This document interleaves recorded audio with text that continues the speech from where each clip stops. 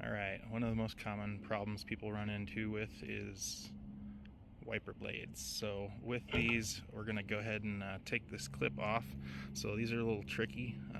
Put tension on this side, tension on this side, and kind of just folds up like that. We're going to take this piece and slide it this way. The whole thing comes out. We've got your hook there. Got our new wiper blade here, a lot more simple than the last one.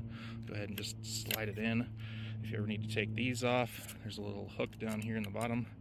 Push that, and it just slides right back off. Now to attach these to the vehicle,